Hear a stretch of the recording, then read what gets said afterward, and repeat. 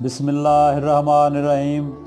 अल्हम्दुलिल्लाह असी 4 मशकां जिहड़ियां ने वो कर चुके हैं। अज असी मशक शुरू करांगे स्वाद अलफसाद ताकि ये जारी हो सारी रहे सिलसिला।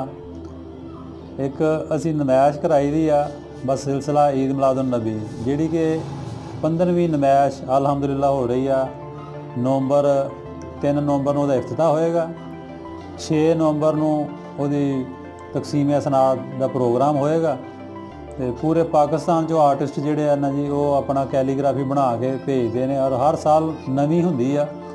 तो वो है कि तुसी भी आओ आन के नमैश देखो, आर्टिस्टां की हौसला अफजाई करो और इंशाअल्लाह रूह नूं सुकून मिलेगी। तो अल्हम्दुलिल्लाह बहुत अच्छा प्रोग्राम होंदा वा। बिस्मिल्लाहिर्रहमानिर्रहीम। अज साडा सबक है जी सबक नंबर 49। मशक है साड़ी स्वाद नून सन। स्वाद बना के ये छोटा दंदा बनेगा, फिर यदा दायरा बनेगा। इतों असीं इहनूं शुरू करांगे। इस लाइन तक छोटा दंदा लैके आएंगे, फिर तीसरी लाइन तक, फिर असीं इहदा गुआई देंगे, फिर यदा दायरा बनेगा।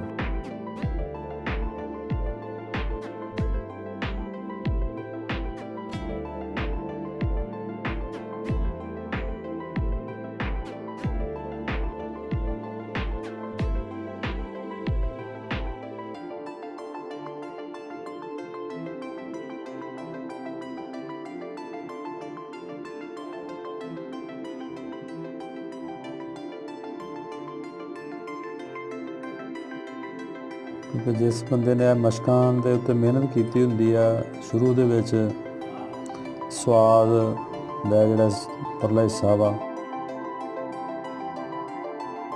किदां बनाउणा है इहनूं, फिर उहदे वास्ते आसान हुंदा है कि अगे सारे लफ्ज़ लिखे हुंदे ने। स्वाद ते अगे कुछ लिखिया ही है। यह नाल छोटा जिहा प्याला दंदा बनना है अद्धे कत नाल इस लाइन ते लिजा के फिर दायरा बनाउणा है।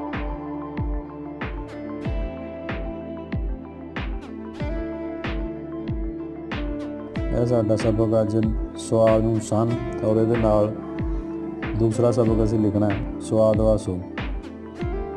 यह स्वाद बना के ते वाओ नाल लगना है।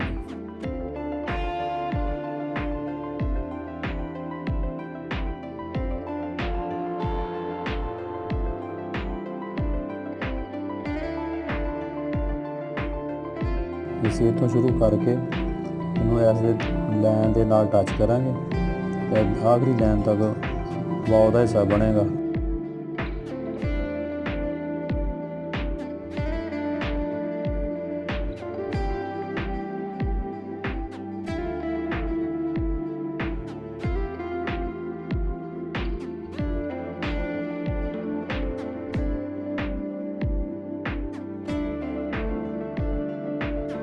मैं एक लाइन सिर्फ लिखनी होंगी है एक हरफ की।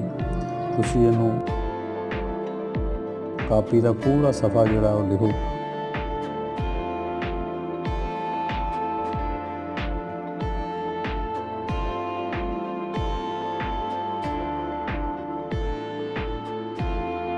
है सी साडा अज pencil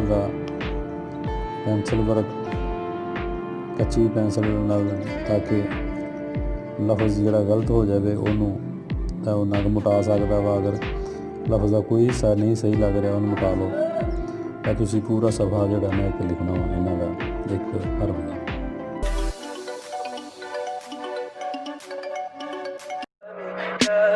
Tell me pretty lies, look me in the face, tell me that you love me, even if it's